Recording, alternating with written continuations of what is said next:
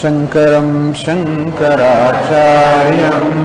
केशवं बादरायणं सूत्रभाष्यकृतौ वन्दे भगवन्तौ पुनः पुनः। ईश्वरो गुरुरात्मेति मूर्तिभेदविभागिने व्योमवद्व्याप्तदेहाय दक्षिणामूर्तये नमः।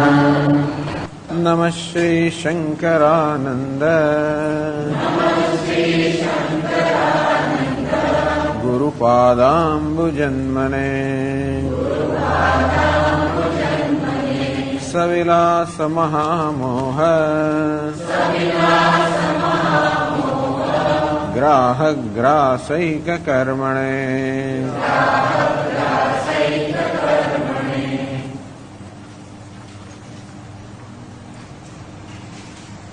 तो 139वां श्लोक। विस्मयैक शरीरायाः मायायाश्चोद्य रूपतः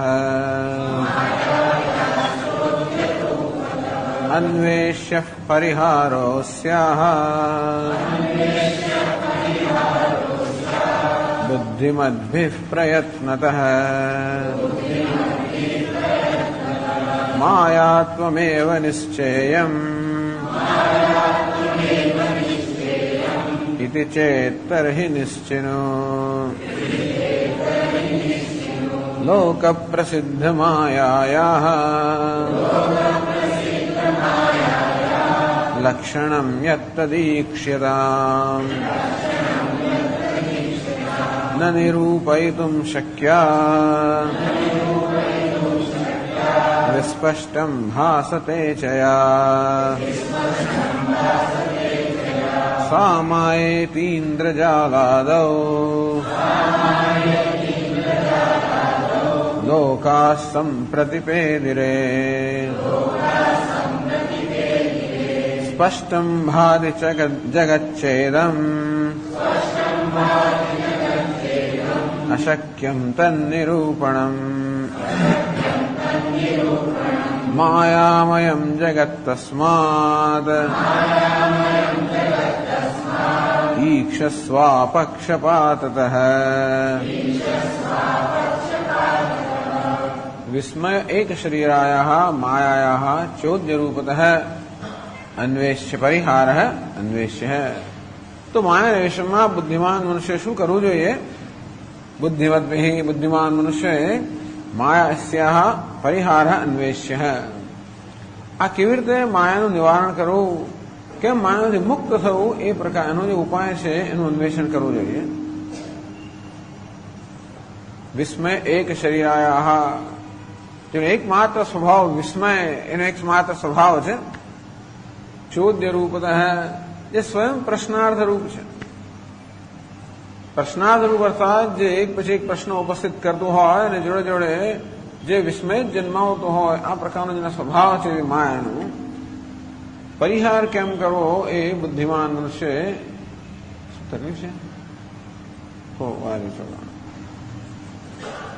એનો પ્રયત્નપૂર્વક એના પરિહારનું અન્વેષણ કરવું જોઈએ. માયાત્વમેવ નિશ્ચયમ, માયાત્વ કોને કહેવાય? માયાપણું એટલે શું? यदि चेत आप કહો છો કે પરિહાર કરવો જોઈએ, પરિહાર ત્યારે થાય જયારે પહેલા સમજીએ કે માયા શું છે. ત્યારે નિશ્ચયનું તમે નિશ્ચય કરો કે માયાનું શું લક્ષણ છે, નિશ્ચય કરો. તો શું લક્ષણ છે? લોક પ્રસિદ્ધ માયાયા લક્ષણમ યત તદીક્ષતામ. આ લોક પ્રસિદ્ધ આપણા જીવનમાં જે પ્રસિદ્ધ છે પેલો માયા, ઇન્દ્રજાલ અથવા તો જાદુ, એનું જે લક્ષણ છે એ લક્ષણ આ માયાને પણ લાગુ પડે છે. પણ એનું લક્ષણ શું છે? જે રોજ બરોજનો આપણો જે જાદુ છે એનું લક્ષણ શું છે? ન નિરૂપયિતુમ શક્યા વિસ્પષ્ટમ ભાસદેશયા.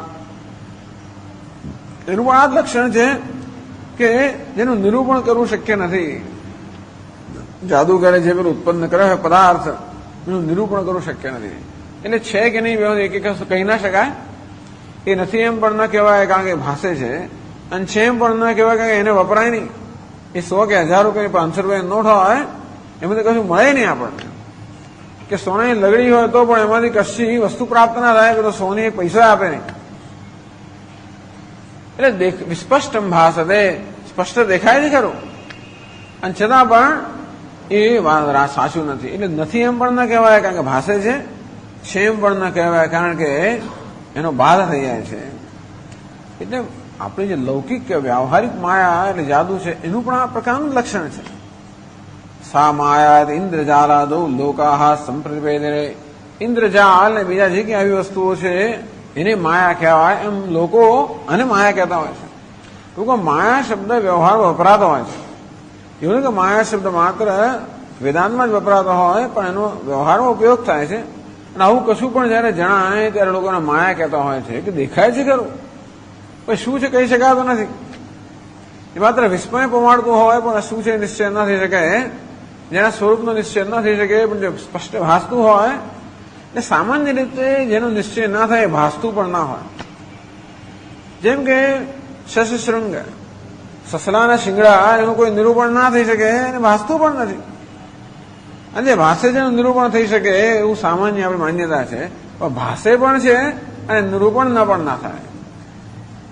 હવે વ્યવહારમાં આપણે આ બધું નિરૂપણ કરી શકીએ છીએ. ઘડો છે, ઘટ છે, પટ છે, મઠ છે, એ દરેકની કોઈ ઉપયોગિતા છે. એ પ્રમાણે આ વ્યવહારિક જે વિષયો છે આપણે સત્ય કહેતા હોઈએ છીએ કારણ કે એમાં નામ પ્રમાણે ગુણ હોય છે અને સ્પષ્ટ અનુભવનો પણ વિષય છે. અને જે બીજી વસ્તુઓ છે જે છે જ નહીં, જે કે માથા પર શિંગડા વગેરે એ છે નહીં, આ બે પ્રકારની વસ્તુ આપણે જાણીએ છીએ.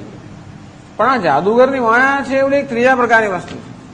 એ ખુરશી, ટેબલ ને બીજા બધા પદાર્થો સ્પષ્ટ ભાષે છે અને છતાં પણ એ શું છે એ નક્કી કરી શકાતું નથી. ઇન્દ્રજાલાદૌ લોકા સંપ્રતિપેદિને, ટૂંકમાં બધા લોકોના અનુભવનો વિષય છે ને બધા લોકોના સમજ છે કે એને માયા કે જાદુ કહેવાય, જે સ્પષ્ટ ભાસતું હોય છતાં પણ એનો નિર્ણય ન થઈ શકતા હોય. બસ એ જ દ્રષ્ટાંત આપણી માયા પર જ લાગુ પડે છે. સ્પષ્ટમ ભાદ જગચ્છેદમ અશક્યમ તદ નિરૂપણમ. આ જગત જે માયાની ઉપજ છે એના વિશે પણ એમ જ કહેવાય સ્પષ્ટ ભાસી રહ્યું છે, અર્થાત આપણા પ્રત્યક્ષ અનુભવનો વિષય છે. અશક્યમ તદ નિરૂપણમ, પરંતુ જગતનું કે જગતના કોઈ પદાર્થનું નિરૂપણ કરવા માંગી કે શું છે અશક્ય છે. માયામયમ જગત તસ્માત, મારે જગત માયામય છે, અર્થાત માયા વડે માયાનો વિકાર છે. જગત માયાનો વિકાર છે અને માયાનો વિકાર એટલે માયાનું કાર્ય છે. કાર્યમાં કાળના જ ગુણો હંમેશા આવતા હોય છે અને તેથી જગતમાં જે પ્રકારના ગુણો છે હોવાનું કારણ એ છે કે એનું કારણ માયામાં એ પ્રકારના ગુણો છે. જેવું પુત્ર લક્ષણ પારણામાંથી અથવા પુત્ર લક્ષણ પારણામાંથી કરતા પણ પિતાના લક્ષણ પુત્રમાં આવતા હોય આપણે કહેતા હોય છે, કાળના લક્ષણ કાર્યમાં આવે હંમેશા એવું થતું હોય. તો તેવી રીતે આ જગત માયાની ઉપજ છે અને તેથી એનું કારણ જે માયા છે એના લક્ષણોમાં આવે બધા. માયામય જગત તસ્માદ ઈક્ષસ્વ અપક્ષપાત, અને તેથી પક્ષપાત છોડીને કે જગત આવું જ છે એ પ્રકારનો નિશ્ચય બધા લોકો કરે છે. તો બધા વૈશેષિક લોકો પોતાને નિશ્ચય કરે, સાંખ્ય લોકો પોતાને નિશ્ચય કરે, નૈયાયિક લોકો પોતાની રીતે નિશ્ચય કરે, યોગી લોકો પોતાની રીતે નિશ્ચય કરે. આ બધા લોકો જગતને જે સત્યતા આપનારા છે એ બધા લોકોના મનમાં જગત વિશે કંઈક નિશ્ચય છે કે જગત આવું છે, આટલા પદાર્થોનું બનેલું છે ને આ છે ને વગેરે આ પ્રકાર નિશ્ચય થતો હોય છે. એટલે બીજા બધા લોકો તો જગતનું લક્ષણ કરતા હોય. જગત કોને કહેવાય તો કે ભાઈ આટલા પદાર્થો 7 પદાર્થો બનેલું હોય નામ જગત. તો આ પ્રકારે એ લોકો એનો નિશ્ચય કરતા હોય છે કે એ પ્રકારનો પક્ષપાત છોડીને કે આ જગત સત્ય છે અને તેથી અમે વ્યાખ્યા કરી શકીએ એ પ્રકારના મનમાં જે પક્ષપાત કે આગ્રહ છે એ આગ્રહ છોડીને જો આ જગતનું નિરૂપણ કરવાનો પ્રયત્ન કરશો તો જણાશે કે નિરૂપયિતું અશક્યમ, એનું નિરૂપણ કરવું શક્ય નથી. અને માટે આ જગત માયામય છે, એટલે કે માયાનો જ વિકાર છે, માયામાંથી ઉત્પન્ન થયેલું છે, પોતે જ માયા છે એવો નિશ્ચય થશે. એ ચર્ચા 143 શ્લોકથી આગળ ચલાવે છે. જગત અશક્ય નિરૂપણત્વ કથમ, આપ કહો છો કે જગતનું નિરૂપણ કરવું અશક્ય છે, કઈ રીતે? તદ દર્શયતી, તો એ બતાવે છે. હવે એનો પ્રારંભ કરે છે કે કેવું જગતમાં કોઈ વસ્તુનું નિરૂપણ થઈ શકતું જ નથી કે સમજી શકાતી નથી. निरूपयितुमारब्धे निखिलैरपि पंडितैः अज्ञानं पुरतस्तेषाम् भाति कक्षासु कासुचित् निखिलैः अपि पंडितैः બધા પંડિતો આરબ્ધુમ નિરૂપયિતમ આરબ્ધે આ બધા પંડિતોએ જગતના નિરૂપણ કરવાનો પ્રારંભ કર્યો. અજ્ઞાનમ પુરતસ્તેષામ ભાતિ કાસુચિત કક્ષાસુ કેટલીક કક્ષા સુધી કેટલીક અવસ્થા સુધી કેટલાક પગથિયા સુધી એ લોકો નિરૂપણ કરી શકે છે, પણ પુરતઃ તેષામ અજ્ઞાનમ ભાતિ પણ અમુક અંશે નિરૂપણ કર્યા પછી ત્યાં આગળ બ્લાઇન્ડ વોલ, ત્યાં આગળ વધી શકાતું નથી. એટલે કહેવાય નહીં, આ તો હવે સમજ નથી પડતી, આગળ સુધી સમજ નથી પડતી. આ બધા લોકો પોતપોતાની રીતે નિરૂપણ કરવાનો પ્રયત્ન કરે, એક લોકો. જયારે આ ગ્રંથકાર વાત કરે છે ત્યાં તો વૈજ્ઞાનિકો હતા, પણ એટલું બધું વિજ્ઞાનનો એટલો પ્રચાર ત્યારે નહીં હોય. આપણે ત્યાં વૈજ્ઞાનિકો હતા, પણ અહીં તો નિખિલ પંડિત, આ બધા પંડિતોમાં આ વૈશેષિકો, નૈયાયિકો, સાંખ્ય બધાનો સમાવેશ થાય છે. પણ અત્યારે આપણે જોઈએ છીએ, આપણે તો હવે બીજું ઘણું બધું જ્ઞાન છે, અને આ જે વૈજ્ઞાનિકો બહુ મોટા પંડિતો છે, વૈજ્ઞાનિકો ખૂબ મોટા પંડિતો, એ બધા નૈયાયિકો જ છે. અને તો એ લોકો પણ આ જગતનું નિરૂપણ કરવાનો પ્રયત્ન કરે, ભૌતિક શાસ્ત્રીઓ નિરૂપણ કરવાનો પ્રયત્ન. જગત શું છે? જગત પદાર્થનું બનેલું છે, બરાબર. પદાર્થ શું વસ્તુ છે? જગત બનેલું છે મટીરિયલ, મેટરનું બનેલું, પદાર્થ કે પ્રકૃતિનું. પણ આ પ્રકૃતિ શું વસ્તુ છે એવું નિરૂપણ કરવાનો આરંભ કરે ત્યારે ખબર પડે કે હા ભાઈ, આ તો ટેબલ છે, ટેબલ એટલે લાકડું છે, લાકડું એટલે અણુઓ છે, અણુ એટલે પરમાણુ છે, પરમાણુ એટલે પેલા બીજાણુઓ છે. અમુક કક્ષા સુધી જઈ શકાય છે, કાસુચિત કક્ષાસુ, અમુક કક્ષા સુધી જઈ શકાય છે. પછી શું? પણ ઇલેક્ટ્રોન પણ શું વસ્તુ છે? એનાથી નાના જાત જાતના બધા પાર્ટિકલ રોજ રોજ શોધાયા જ કરે છે. પછી શું? એ વસ્તુ શું છે એનો નિર્ણય થઈ શકતો નથી. કે જેને પાર્ટિકલ કહેવામાં આવે છે, જેને પેલો વિજાણુ કહેવામાં આવે છે, એ અર્થાત આ મેટર કે પ્રકૃતિ કે પદાર્થનો જે મૂળભૂત ઘટક, ફંડામેન્ટલ બિલ્ડિંગ બ્લોક, દરેક જણ ફંડામેન્ટલ બિલ્ડિંગ બ્લોક, મૂળભૂત ઘટક જેમાંથી આ જગત રચાયું છે, એ મૂળભૂત ઘટક આપણે શોધી કાઢીએ તો આખા જગતને સમજી શકીએ. આમ રસાયણ શાસ્ત્રી એની રીતે શોધવાનો પ્રયત્ન કરે છે, જીવશાસ્ત્રી એની રીતે શોધવાનો પ્રયત્ન કરે છે, ભૌતિક શાસ્ત્રી એની રીતે શોધવાનો પ્રયત્ન કરે છે, વળી અર્થશાસ્ત્રી એની રીતે, સમાજશાસ્ત્રી એની રીતે, મનોવિજ્ઞાન એની રીતે, મેથેમેટિશિયન એની રીતે, બધા લોકો પોતાની રીતે પ્રયત્ન કરે છે.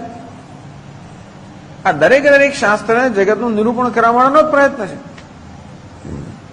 અને દરેક જણ અમુક કક્ષા સુધી નિરૂપણ કરી પણ શકે છે.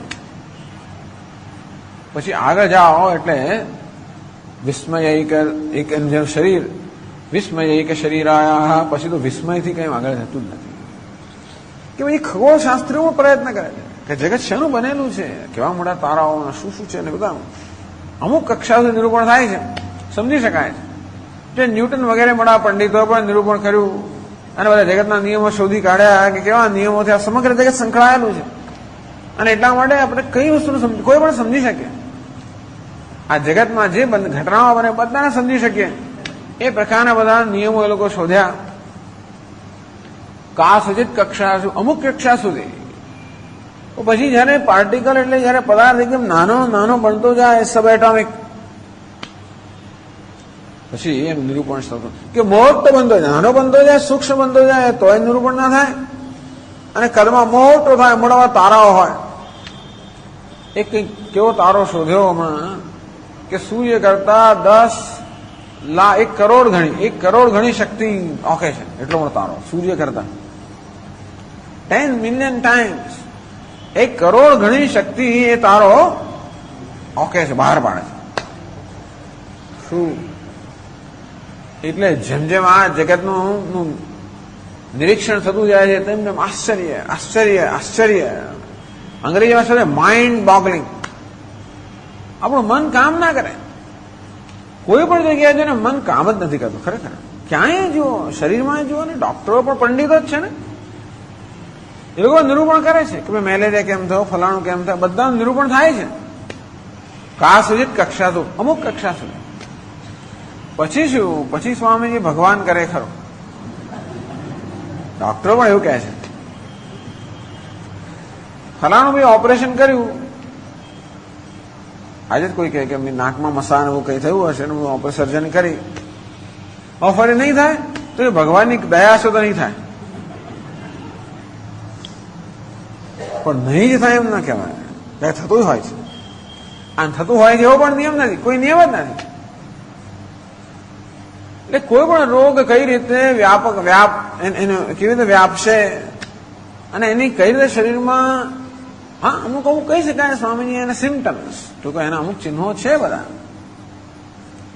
પણ મોટા મોટા ચિહ્નો, છતાં પણ એક એક વસ્તુનું નિરૂપણ કરી શકીએ અથવા આપ કહી છે કે આમાં જે છે ને આમ નથી, એવું નિરૂપણ મોટા મોટા પંડિતો માટે પણ શક્ય નથી. કા સુધી કક્ષા સુધી, અમુક કક્ષા સુધી બરોબર છે. સ્વામીજી ચરક ઋષિએ તો આટલું બધું સર્વજ્ઞ છે. આપણા આયુર્વેદના જે ડોક્ટર હોય છે, જે ખાસ કરીને પેલા અત્યારની પણ જૂના ઓલ્ડ સ્કૂલ, જૂના જમાનાના હોય છે જે વૈદ્ય લોકો, એમને ખૂબ શ્રદ્ધા કે આયુર્વેદમાં એવું કંઈ પણ ના હોય જેનું જ્ઞાન ન હોય, કશું હોય જ નહીં, આયુર્વેદ બધું જ હોય. કારણ કે ચરક ઋષિ વગેરે સર્વજ્ઞ હતા, અને માટે એમને જે કહ્યું છે સત્ય જ છે. સર્વજ્ઞ નહોતા એમ આપણે નથી કહેતા, છતાંય પણ ભગવાન કહે છે ને કે હું એનું વર્ણન કરવા ઈચ્છું તોય પૂરું વર્ણન ના થાય ને. મારી વિભૂત નાન્યોસ્તિમાં દિવ્યાનામ વિભૂતિનામ પરંતપ, હે પરંતપ મારી દિવ્ય વિભૂતિનો કોઈ અંત જ નથી. અને આ તો મેં તને માત્ર એક અંશની જ વિભૂતિનું વર્ણન કર્યું. અસિદ્ધગીરી સમમ સ્યાત કજ્જલમ સિંધુ પાત્રે વગેરે, અને તો સરસ્વતી સાક્ષાત પણ આપણું વર્ણન કરવા જાય તોય વર્ણન શક્ય નથી. એટલે કાસુજિત કક્ષાસુ, કેટલીક કક્ષા સુધી કોઈ પણ વ્યવહારની કોઈ પરિસ્થિતિ પણ લઈએ, વ્યવહારના પણ ઘણા બધા પંડિતો હોય છે, કોઈ પણ તમે વ્યવહારિક એમની પાસે સમસ્યા લઈ જાઓ, ઉકેલ કાઢવામાં એ લોકો નિષ્ણાત હોય છે. કાસુજિત કક્ષા, અમુક કક્ષા સુધી. પછી કે આ સમજાવટ આમ થાય એનું આમ બધું અમુક કક્ષા સુધી. પછી આપણે છેવટે હાથ જોડવા પડતા હોય છે. અજ્ઞાનમ પુરતસ્તેષામ ભાતિ. પછી આગળ તો એમ જ કે કેમ આમ થયું પુરત, હવે આ કારણ એનું કારણ આ છે, એ કેમ તો કે એનું કારણ પેલું છે, એ કેમ તો કે એનું કારણ પેલું, એ કેમ તો કે એ ખબર નથી. આમ કારણ શોધતા શોધતા શોધતા એ કક્ષા એવી આવે જયારે કહેવું પડે કે ભાઈ ખબર નથી. અજ્ઞાનમ પુરતસ્તેષામ ભાતિ, એમની સમક્ષ પણ અજ્ઞાન જ ભાસી રહ્યું છે, અર્થાત એમણે પણ છોડે હાથ જોડવા પડે કે ખબર નથી. અશક્ય નિરૂપણત્વમેવ ઉદાહરણ સ્પષ્ટ, વળી પાછો આયુર્વેદનો દ્રષ્ટાંત આવે છે કે જગતમાં કશાનું નિરૂપણ અશક્ય છે એ ઉદાહરણથી સમજાવે છે. આ લોકોના મનમાં અમુક આવા જાતના ઉદાહરણો આવતા હોય છે, કારણ કે આ મોટું આશ્ચર્ય છે. જેનું મોટું આશ્ચર્ય તો આપણે પોતે જ છે. એ બતાવે છે 144માં શ્લોકમાં. દેહેન્દ્રિયાદયો ભાવાઃ વીર્યેણોત્પાદિતાઃ કથમ કથમ વા તત્ર ચૈતન્યમ ઇત્યુક્તે તે કિમુત્તરમ. દેહેન્દ્રિયાદયો ભાવાઃ, આ ભાવ એટલે પદાર્થ, આ શરીર આપણું છે, એમાં આ દેહ છે, એમાં બધી ઇન્દ્રિયો છે, આ બધી એક મહાન રચના છે આપણું શરીર. વીર્યેણ ઉત્પાદિતા કથમ, આ વીર્યમાંથી કેવી રીતે આ બધું ઉત્પન્ન થયું? વીર્ય સામે નજર કરે તો કઈ આપણે દેખાતું નથી એમાં કશું, છતાં પણ આવું આવી જટિલ રચના વાળો જે શરીર છે, કથમ ઉત્પાદિતા, આ કેમ ઉત્પન્ન થયું? ચાલો એ તો જાણે બરોબર છે, ભાઈ કથમ વા તત્ર ચૈતન્યમ, એમાં ચૈતન્ય ક્યાંથી આવ્યું? ક્યારે આ તો કોર્ટની અંદર કેટલી ચર્ચાઓ ચાલે છે, અત્યારે એનો શું નિર્ણય છે મને ખબર નથી, પણ બહુ લાંબી ચર્ચાઓ ચાલે છે. કે ગર્ભપાત કરવો જોઈએ, કરી શકાય કે ન કરી શકાય, પેલો ગર્ભ છે એમાં ખરેખર જીવ છે કે નહીં, ક્યારે એમાં જીવ પ્રવેશ કરે છે, કોઈ કે 6 અઠવાડિયા પછી પ્રવેશ કરે છે, 4 મહિના પછી પ્રવેશ કરે છે, ફલા ક્યારે પ્રવેશ કરે છે. ટૂંકમાં ગર્ભપાત થયો હોય તો આપણે ખરેખર કોઈ જીવનો ઘાત કરતા હોઈએ છીએ કે નહીં. એટલું ઈચ્છે કે અમે જીવનો ઘાત ન કરીએ. અથવા એ પ્રકારે એ ક્રિયા જે છે એને જસ્ટિફાય, એને સમર્થન આપવા મળે કે આનો કઈ જીવનો ઘાત નથી, જો આટલા વખત પહેલા કરતો. એટલે બાઇબલમાં જો બાઇબલમાં શું કહે છે, આયુર્વેદમાં શું કહે છે, પેલામાં શું કહે છે, ફલાણામાં શું કહે છે. કથમ વા તત્ર ચૈતન્યમ, આમાં ચેતનતા આવી ક્યારે પ્રવેશ કરો. આપણે કહીએ ખરા કે સૂક્ષ્મ શરીર સ્થૂળ શરીરમાં પ્રવેશ કરે છે. આ બધું આપણે સારું છે આમ કહેવા માટે ને સમજવા માટે, પણ ખરેખર તો આનો એવો સ્પષ્ટ ઉત્તર નથી. ક્યારે પ્રવેશ કરે ચૈતન્ય? પ્રવેશ કરેલો જ હોય છે. હવે છંદો કે ઉપનિષદમાં વર્ણન વાંચો તો બહુ લાંબુ કઈ બહુ વિચિત્ર તો ના કહેવાય, પણ બહુ કઈ એ પણ કઈ વિશેષ વર્ણન છે. ત્યાં તો એવું વર્ણન આવે છે કે કેવી રીતે જીવની કઈ જાતની ગતિ થાય છે. પુણ્યકર્મ હોય કે પાપ કર્મ હોય, ત્યાં પુણ્યકર્મનું જે જીવના હોય એની કેવી ગતિ થાય છે એનું બધું વર્ણન કરે છે કે કઈ અવસ્થામાં જીવ પસાર થાય છે. દરેક જીવ જયારે આ દેહમાંથી પ્રયાણ કરે ત્યારે એની સાથે એક સૂક્ષ્મ પંચમહાભૂતનું આવરણ લઈને જતો હોય છે.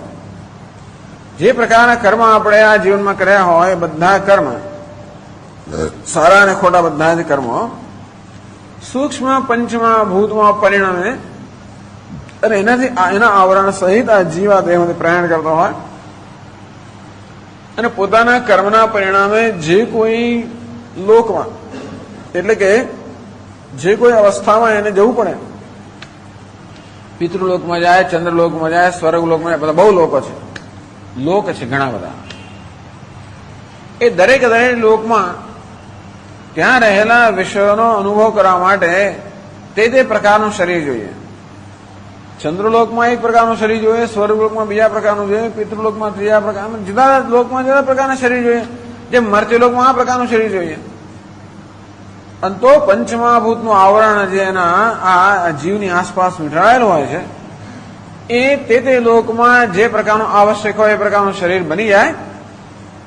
પોતાના કર્મના પરિણામે તે લોકમાં, ચંદ્રલોકમાં એટલો સમય નિવાસ કરે, ત્યાં બધા અનુભવ લે અને ત્યાં રહેવા માટેના કર્મ પૂરા થાય એટલે વળી પાછું ઓગળી જાય શરીર, પછી પાછી નીચે પડે, પૃથ્વીમાં પાછો આવે. એ વળીનું આકાશ આવે, ધુમાડો ને કે વાદળ ને એમ કરતા કરતા નીચે પડે. એ વાદળની જોડે આવે, એ વાદળ નથી બની ગયો, વૃષ્ટિની જોડે જીવો પડે બધા.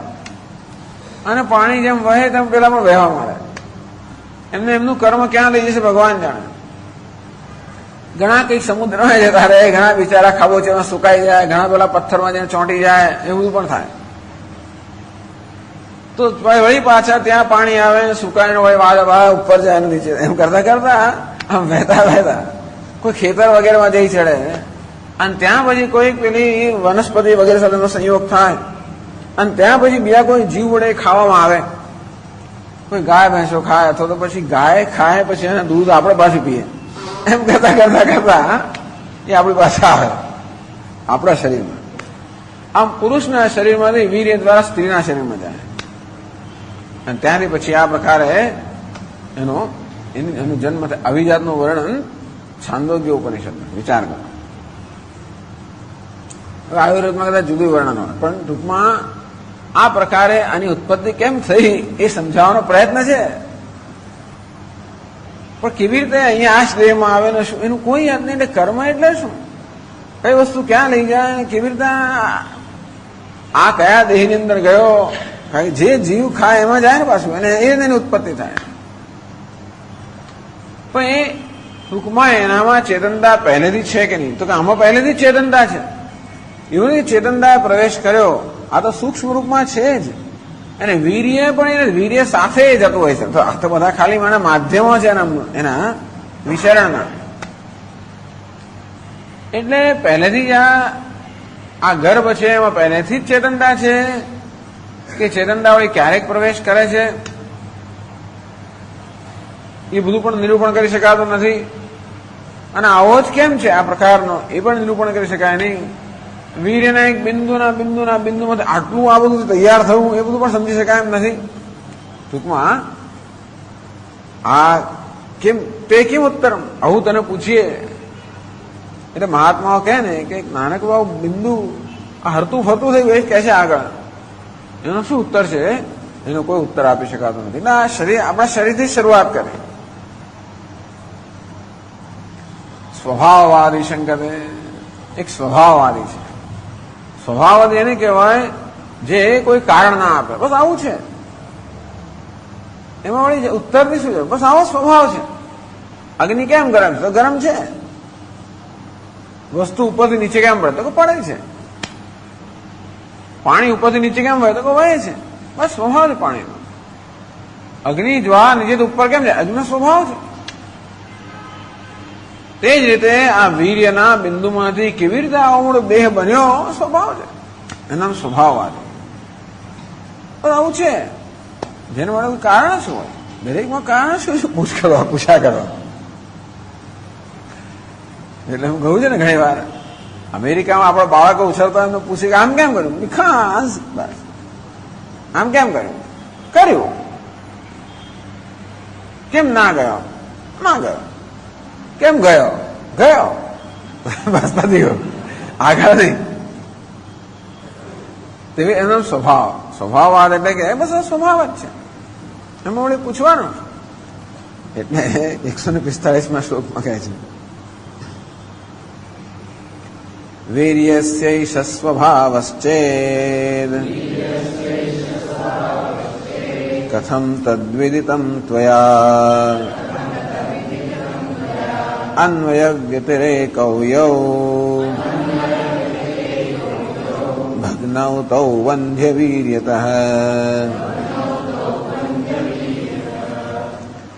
વીર્યસ્ય એષા સ્વભાવ ઇતિ ચેત. પેલો કહે છે બસ વીર્યનો સ્વભાવ જ છે કે આ પ્રકારે દેહને ઉત્પન્ન કરવો સ્વભાવ છે. કથમ તદ્વિદિતમ તો એવું સ્વભાવ છે તને ક્યાંથી ખબર પડી? પછી પ્રશ્ન તો પૂછ્યો છે. આમાં એવું છે ને સ્વભાવ છે કયો પછી પ્રશ્ન ના થવો જોઈએ. છતાં આ પ્રશ્ન કરે છે એનો એવો કારણ કે એ તો ખરું ને આ વસ્તુનો આવો સ્વભાવ છે એવું ક્યાંથી નક્કી કર્યું? કોઈ વસ્તુનો સ્વભાવ ક્યારે કહી શકીએ? જ્યારે હંમેશા એ પ્રકારે બનતું હોય. ઉપરથી નીચે વહેવું હોય પાણીનો સ્વભાવ છે ક્યારે? હંમેશા પાણી ઉપરથી નીચેની સપાટી પર વહેતું તો પણ કહેવાય ને. એટલે કે કોઈ વસ્તુનો આ સ્વભાવ છે એ નિશ્ચય કરવા માટે પણ આપણી પાસે વ્યાપ્તિ હોવી જોઈએ. એટલે કે આ વસ્તુ જ્યાં હોય ત્યાં આ પ્રકારનો સ્વભાવ હોય. જ્યાં જ્યાં પણ અગ્નિ હોય ત્યાં ગરમ હોય જ. જ્યાં જ્યાં બરફ હોય ત્યાં ઠંડો હોય જ. જ્યાં જ્યાં સૂર્ય હોય ત્યાં પ્રકાશમાન હોય જ. જ્યાં જ્યાં પદાર્થને ઉપર ફેંકો તો નીચે જાય જ. આવું હોય તો આપણે કહેવાય કે આનો સ્વભાવ છે. પણ હમણાં પદાર્થ આમ ઉપરથી નીચે એક દાડો નીચે ઉપર માંડે એ તો સ્વભાવ ના કહેવાય. કન્સિસ્ટન્સી અર્થાત એમાં વ્યભિચાર ના હોવો જોઈએ. સ્વભાવ એને કહેવાય જેમાં વ્યભિચાર ના હોય. સ્વભાવ તો વીર્યનો સ્વભાવ છે કે આ પ્રકારે શરીર ઉત્પન્ન કરવું. કથમ તદ્વિદિતમ ત્વયા એતત. એવું જ હોય તો એ વીરનો સ્વભાવ એવું તારથી કેવું નક્કી કર્યું? અન્વય વ્યતિરેક કે અન્વય વ્યતિરેક એટલે આ વસ્તુ જ્યાં હોય અગ્નિ જ્યાં હોય ત્યાં ગરમી હોય, અગ્નિ ના હોય ત્યાં ગરમી ના હોય. અગ્નિ છે ત્યાં ગરમી છે અન્વય, અગ્નિ ના હોય ત્યાં ગરમી નથી વ્યતિરેક. તો જ્યાં ગરમી છે ત્યાં અગ્નિ છે, જ્યાં ગરમી નથી ત્યાં અગ્નિ નથી. સરળ. તેમાં દેહ ક્યારે શક્ય બને? વીર્ય હોય ત્યાં દેહ હોય, વીર્ય ના હોય ત્યાં દેહ ના હોય. અન્વય વીર્ય હોય ત્યાં દેહ હોય, વ્યતિરેક વીર્ય ના હોય ત્યાં દેહ ના હોય. ભગ્નાવ તો વંધ્ય વીર્યત. પણ ઘણી વાર હોય છે વીર્યનું વીર્ય હોય છતાં પણ બાળક હોતું નથી. અને એવું કઈ નિયમ નથી હોતો કે જ્યાં વીર્યનું સિંચન કરવામાં આવે ત્યાં આગળ પ્રજાની બાળકની ઉત્પત્તિ એવો નિયમ છે જ નહીં. ક્યાં નિયમ છે? વંધ્ય વીર્યત. વંધ્ય અથવા એ સિવાય પણ તો જયારે જયારે વીરનું સિંચન થાય માટે બાળકની ઉત્પત્તિ થાય એવો કોઈ નિયમ દેખાતો નથી. અને માટે વીર્યનો સ્વભાવ જ હોય કે આ રીતે પ્રજા કે સંતતિ ઉત્પન્ન કરવી એવો સ્વભાવ હોય એ સ્વભાવ નિશ્ચિત થઈ શકતો નથી. એટલે આમ થાય તો આમ થાય જ. એવો કોઈ નિશ્ચય થઈ શકતો નથી.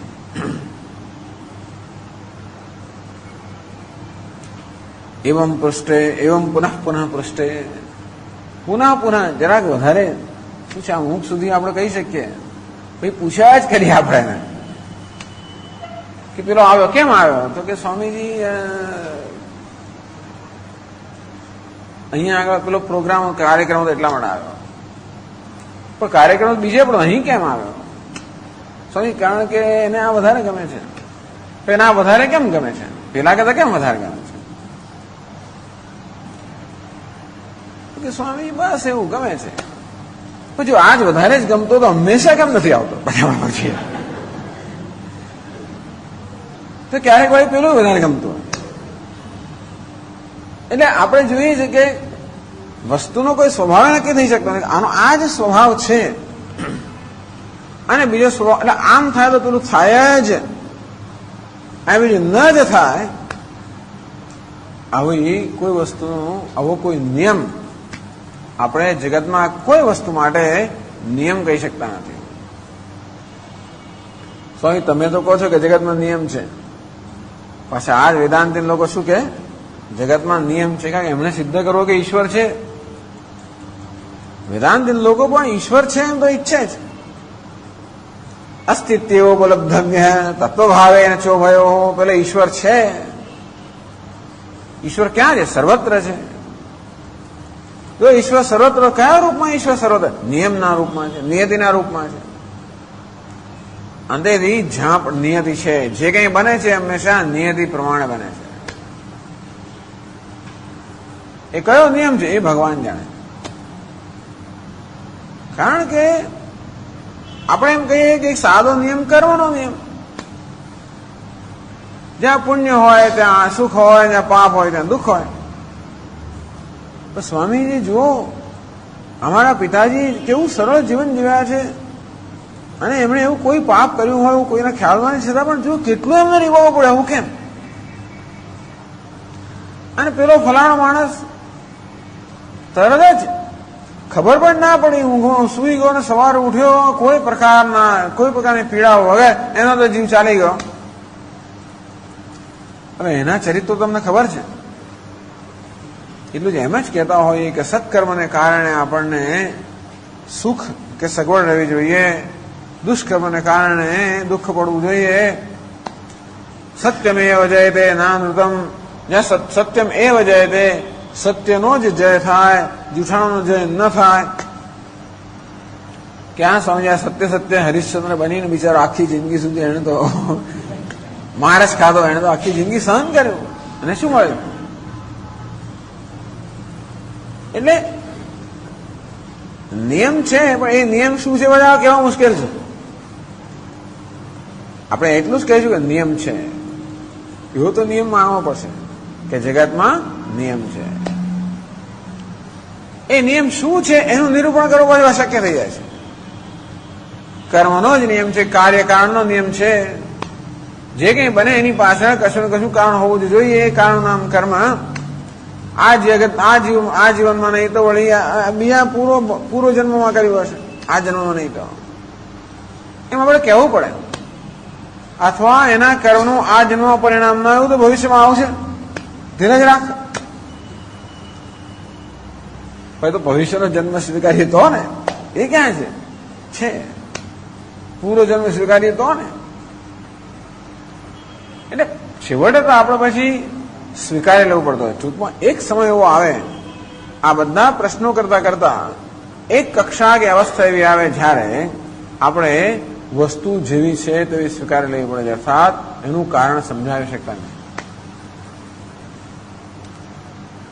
અત્યાર સુધી બધાને એમ કે આ વેદાંત લોકો બધા કારણો સમજાવે છે, પણ અમુક કક્ષા સુધી કારણો સમજાવી શકાય, એથી આગળ કારણ સમજાવી શકતા નથી. ફલાણાએ જપ કર્યો અને એને ફલાણાનું સ્વામી આવું પરિણામ આવ્યું, પેલો બિચારો જપ કર્યા જ કરે છે, કશું થતું નથી. આટલા વર્ષો સુધી મેં કર્યું પણ સ્વામી કંઈ ના થયું. ઘણા લોકો કે બસ એક વાર હનુમાન ચાલીસા કરે આટલું થઈ ગયું છે, અને પેલા 101 વાર કરે તો કંઈ ના થયું. ઘણા લોકોને એક દવા એમ પેલું એ તો પેલા એના જેવું છે, હોમિયોપેથી જેવું છે. એક જ હોમિયોપેથી દવાનો ડોઝ લીધો ને બધું મટી ગયું. એટલે મટી ક્યાં સુધી? બધું મટી ગયું. કાનમાંથી પરવું આવતું હતું, નાકમાં ફલાણું થતું હતું, માથામાં પેલું, આ બધા શરીરના જેટલા રોગ હતા એક જ દવાથી મટી ગયા. બંધેલું છે, બને છે. અને કોઈ વર્ષોના વર્ષો દવા લીધા જ કરે. વા લાગે તો રામબાણની જેમ દવા લાગે. સ્વામી આનું કઈ રિએક્શન નથી. કોઈને રિએક્શન ના આવે. સ્વામીજી આ વસ્તુ તમે કઈ કોઈ જાતનું રિએક્શન, આયુર્વેદની દવાનું કોઈ રિએક્શન આવતું જ નથી. તો જેવું શરીર, ઘણા લોકો પાણી પીએ ને રિએક્શન આવતું હોય છે. ટૂંકમાં ઘણા લોકોના શરીર એટલા સેન્સિટિવ હોય છે કે ગમે તે કરતા રિએક્શન આવે. એટલે આનું આમ છે જ, અને આમ છે જ નહીં, આવું કહી શકાતું નથી. અને તેથી કાસજિત કક્ષા છે, અમુક કક્ષા સુધી કહેવાય અને પછી આપણે હાથ જોડવા પડે છે. એ જ કહે છે 147માં શ્લોકમાં કહે છે, ન જાનામિ કિમપ્યેતત ઇત્યન્તે શરણં તવ અત એવ મહાંતોસ્ય પ્રવદન્તીન્દ્રજાલતામ. ન જાનામિ કિમપી ન જાનામિ, એ મને ખબર નથી. આ કેમ થયું મને ખબર નથી. એક સમય એવો આવે જયારે કહેવું પડે કેમ થયું. કોઈ પ્રસંગનું પણ ઘટના કેમ બની એનું કારણ શોધતા શોધતા અહીં ક્યાંથી આવ્યું. આપણે ઘણા થાય હા એની જગ્યા ક્યાં છે, આવ્યો અહીં ક્યાંથી આવ્યું. પેલા એ મૂક્યું, કેમ પેલા એ મૂક્યું, એને ત્યાં જડ્યું ને એને ત્યાં કેમ જડ્યું. એમ કરતા કરતા છેવટે એક સમય આવે કે ખબર નથી કેમ થયું. એટલે આ તો કોઈ પણ વસ્તુ માટે એવું છે. ક્યાં તો આ જાણીને આપણે ફ્રસ્ટ્રેશન થાય, આપણે એકદમ નાસીપાસ બની કે આવું કેવું, અથવા એ જાણીને આપણને આશ્વાસન મળે કે આવું જ છે.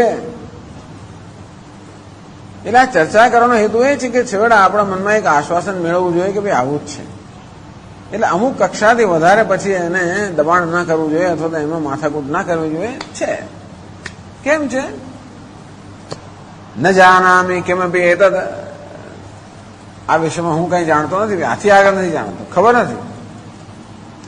એથી અંતે શરણમ તવ, જે માણસ પણ એવી જાતનો આગ્રહ રાખે કે ગર્વ રાખતો હોય કે બધું સમજાવી શકું છું, એને પણ છેવટે આનો જ આશ્રય લેવો પડે. શરણ એટલે ત્યાંનું રક્ષણ સ્વીકારવું પડે. બધા લોકોએ રક્ષણ સ્વીકારવું પડે. શેનું રક્ષણ? અજ્ઞાનનું રક્ષણ. ન જાનામિ કિમપી એતદ, શરણ અર્થાત આપણું રક્ષણ કરે. કોણ રક્ષણ કરે? અજ્ઞાન રક્ષણ કરે છે. ટૂંકમાં અજ્ઞાનનો આશ્રય લેવો પડે. હું કઈ જાણતો નથી એટલે આપણે એને આગળ શું કરીએ? ત્યાં સુધી આપણે એને કઈ કરી શકીએ. એ જાણે છે કે એટલે તરત આપણે એના પર આક્રમણ ક્યાં સુધી કરીએ? એ દલીલ કરે ત્યારે બીજી દલીલથી આપણે એના પર હુમલો કરીએ.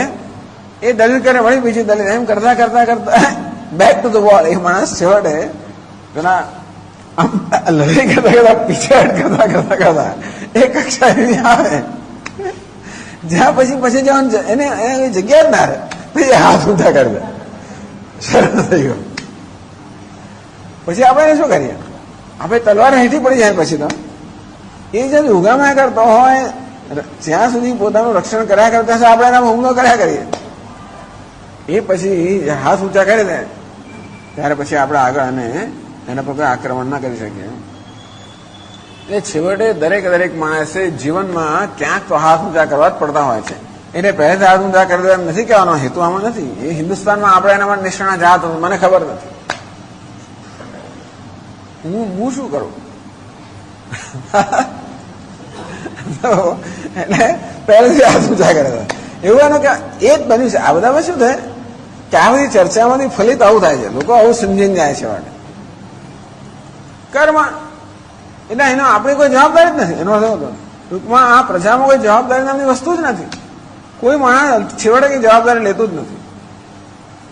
ખોદીને મૂકીને જતો રહે, બીજો આવીને કરશે.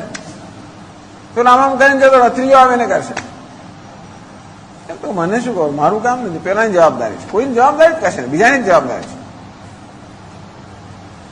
એટલે છેવટે કોઈ ઘટના આપણે સમજાવી ન શકીએ એનો અર્થ એ નહીં કે આપણે કોઈ પ્રકારનો પ્રયત્ન જ ના કરવો કે કોઈ જવાબદારી જ ન લેવી. આ તો તાત્વિક ચર્ચાની વાત છે. દાર્શનિક ચર્ચાની વાત છે કે આપણે વસ્તુના સ્વરૂપને, હા, આમાં એક બોધ રહી શકાય જીવનમાં કે જીવનમાં કોઈ વસ્તુના દ્રઢ આગ્રહ ના રાખવા. આગ્રહ અમુક કક્ષામાં ના રાખીએ ત્યાં આપણું જીવન નભી ના શકે. ટૂંકમાં વ્યવહાર કરવા માટે પણ અમુક આગ્રહ રાખવા પડતા હોય છે, એ વગર વ્યવહાર ન થાય. પરંતુ એટલું આપણે જાણવું જોઈએ કે આ દરેક આગ્રહની એક મર્યાદા હોય છે અને પછી એ પણ આપણે છોડવા તૈયાર હોવા જોઈએ. અંતે ત્યાં એટલા માટે કહેવામાં આવે છે, એવું નથી કે આગ્રહ હોય જ નહીં, પણ મને તો કશો આગ્રહ જ નથી, પરંતુ જીવન શક્ય જ નથી. ભલે આપણે કહીએ કે આગ્રહ છોડવા જોઈએ, એ વાત બરોબર છે, પણ કશાક આગ્રહ વગર તો કંઈ થઈ જ ના શકે. સવાર પર ઉઠવું એવો આગ્રહ ના હોય તો કશું થાય જ નહીં, કંઈ વ્યવસ્થા ના થાય. રોજ નોકરી પર જવું 7 વાગે, આગ્રહ નથી રાખતો. તું ના રાખતો, અમે તો રાખીએ છીએ ભાઈ, કાલથી આવીશ નહીં તું. એટલે આ બોધ આપણે એવો જીવનમાં કે બસ હવે તો સ્વામી આવું કહ્યું છે કે ભાઈ કશાનું નિરૂપણ શક્ય જ નથી, પણ અમે તો કશું આગ્રહ રાખતા જ નથી. તો ભાઈ દુનિયા રાખતી એટલે આપણે રાખવો પડતો હોય છે. સો એ ટાઈમ બાઉન્ડ પ્રોજેક્ટ, પેનલ્ટી, આ સમય પહેલા પૂરું ના થાય તો પેનલ્ટી લાગે, દંડ થાય, એમ કરીને આ પ્રજા પર આગ્રહ લાદવામાં આવતા હોય છે. બાકી કોઈ કશું કરે નહીં. પણ દાર્શનિક રીતે એમ કહી શકાય કે કોઈ વસ્તુનું અંતમાં સ્વરૂપ નિરૂપણ કરવું શક્ય નથી, સિવાય આપણે અજ્ઞાનનું શરણ લેવું પડતું હોય છે. અતઃ એ જ કારણથી મહાંત મહાપુરુષો જે હોય છે, અસ્ય ઇન્દ્રજાલતામ પ્રવદંતી, એટલે જ મહાપુરુષો અસ્ય જગત, આ જગત ઇન્દ્રજાલ છે એવું કહે છે મહાપુરુષો. ઉક્ત અનિર્વચનીયત્વે વૃદ્ધ સંમતિમ દર્શયતી. મહાપુરુષો એવું ક્યાં કહ્યું છે? તો એક શ્લોક જે છે એ શ્લોકમાં અહીંયા ઉદ્ધરણ કરે છે. આ વસ્તુ જે આ શ્લોકોમાં કહેવામાં આવે એ જ આમાં કહે છે.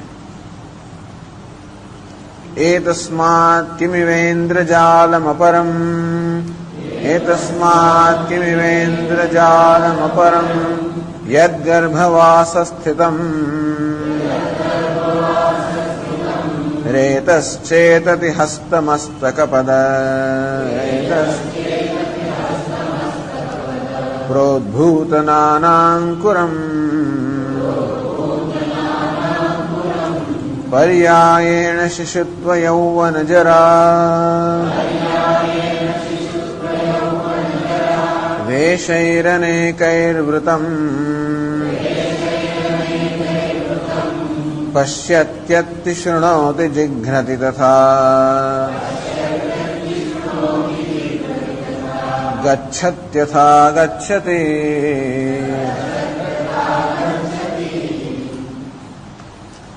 એતસ્માत् કિમ ઇવ ઇન્દ્રજાલમ પરમ, આથી વધારે મોટી ઇન્દ્રજાલ કઈ હોઈ શકે? યદ ગર્ભવાસ સ્થિતમ રેત, કે ગર્ભવાસમાં રહેલું પેલું રેતસ કે વીર્ય, ચેતતે ચેષ્ટતે, આ ચેષ્ટાઓ કરી રહ્યું છે. હા, આપણે બધા હરતા ફરતા કોણ છે? પેલું ગર્ભવાસ એ બધું રેતસ એક બિંદુ એ જ્યાં હરી ફરી રહ્યું છે. ચેતતે હસ્ત મસ્તક પાદ પ્રોદ્ભૂત નાનાંકરમ, જેમાં કોઈ પ્રકારનો કશો આકાર બકાર કશું છે નહીં. એ બધું હાથ અને પગ અને મસ્તક વાળાઓ આકાર ધારણ કરીને આમ તેમ ચારે બાજુ ફરી રહ્યું છે. ચેતતીનો અર્થ એમાં ચેતનતા પણ છે. આમ હાથ પગ અનેક પ્રકારના અંગો અને અવયવો વાળું આવી રીતે અંકુરિત થયેલું છે. પર્યાયણ શિશુત્વ યૌવન જરા, અને વળી ક્રમથી હમણાં શિશુત્વ, પછી યૌવન, પછી જરા વૃદ્ધાવસ્થા.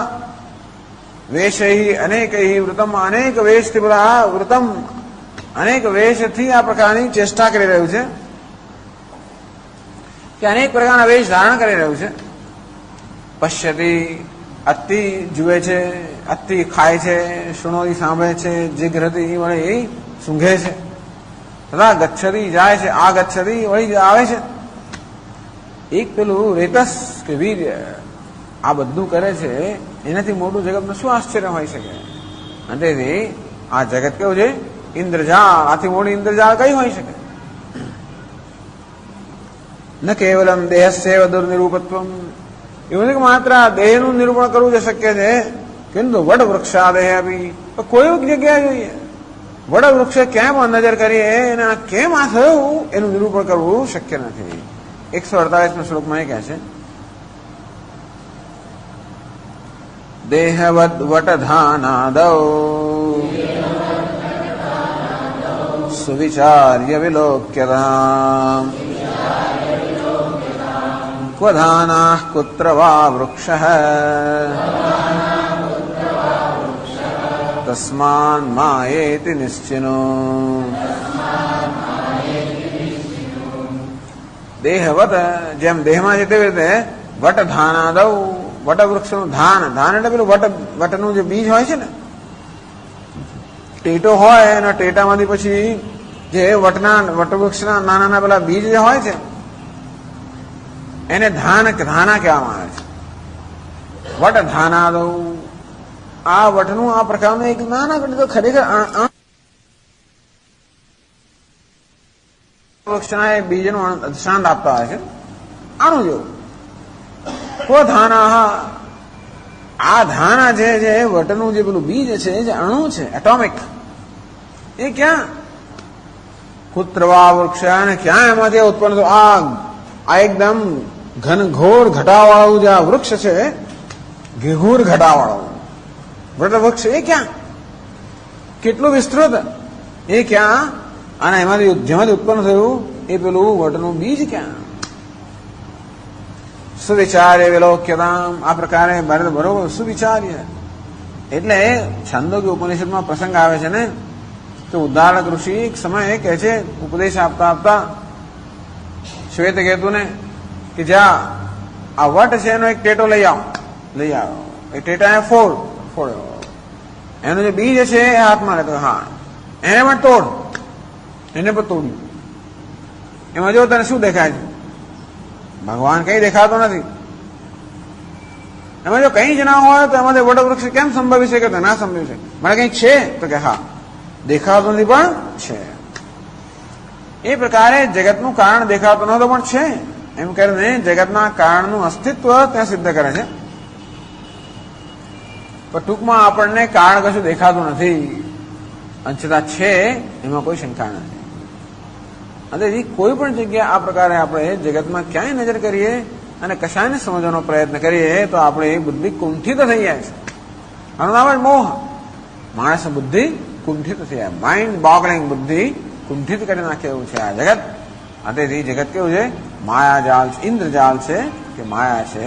આ પ્રકારે નિરૂપયિતુમ અશક્યમ, જેનું નિરૂપણ કરવું શક્ય નથી છતાં પણ સ્ફુટમ ભાસતે, જે સ્પષ્ટ ભાસી રહ્યું છે અને છતાં જેનું નિરૂપણ કરવું શક્ય ના હોય એનું નામ છે માયા.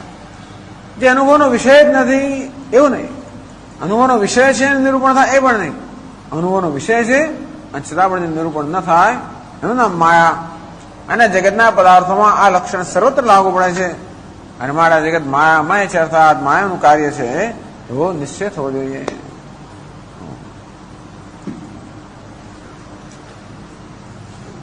ઓમ પૂર્ણમદ પૂર્ણમિદં પૂર્ણાત પૂર્ણમુદચ્યતે પૂર્ણસ્ય પૂર્ણમાદાય પૂર્ણમેવાવશિષ્યતે. ઓમ શાંતિ શાંતિ શાંતિ. શંકરં શંકરાચાર્યં કેશવં બાદરાયણં સૂત્રભાષ્યકૃતૌ વંદે ભગવन्तौ પુનઃ પુનઃ. ઈશ્વરો ગુરુરાત્મેતિ મૂર્તિભેદવિભાગિને વ્યોમવદ્વ્યાપ્તદેહાય દક્ષિણામૂર્તયે નમઃ. ઓમ શાંતિ શાંતિ શાંતિ. હરિ ઓમ શ્રી ગુરુભ્યો નમઃ. હરિ ઓમ.